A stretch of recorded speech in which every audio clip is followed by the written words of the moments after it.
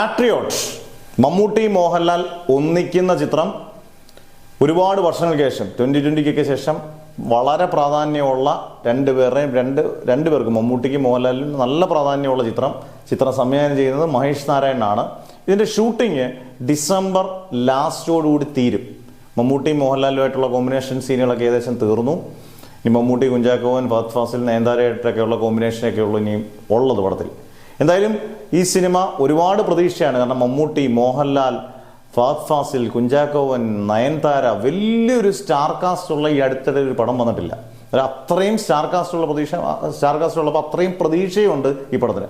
പിന്നെ മഹേഷ് നാരായണൻ ആയതുകൊണ്ട് അത്യാവശ്യം ഒരു സ്റ്റാൻഡേർഡ് ഡയറക്ടറാണ്. അദ്ദേഹത്തിൻ്റെയൊക്കെ അത്യാവശ്യം സിനിമകളൊന്നും ഒരു വെറും പൊട്ടപ്പടങ്ങളാകാറില്ല എന്നുള്ള ഒരു ട്രോൾ മെറ്റീരിയൽ ആകാനുള്ള സാധ്യതയൊക്കെ വളരെ കുറവാണ്. പിന്നെ ഈ സിനിമ എങ്ങനെ ആകും എന്നുള്ളതൊന്നും നമുക്ക് ഒരിക്കലും പ്രെഡിക്റ്റ് ചെയ്യാൻ പറ്റത്തില്ല. ഏപ്രിൽ അവസാനം അല്ലെങ്കിൽ മെയ്യിലാണ് ഇതിൻ്റെ റിലീസ് ഉദ്ദേശിക്കുന്നത്. അങ്ങനെയാണെങ്കിൽ നല്ലൊരു ബോക്സ് ഓഫീസ്, നല്ല ഗംഭീര ചിത്രമാണെങ്കിൽ നല്ലൊരു ബോക്സ് ഓഫീസ് വിജയം പ്രതീക്ഷിക്കാം.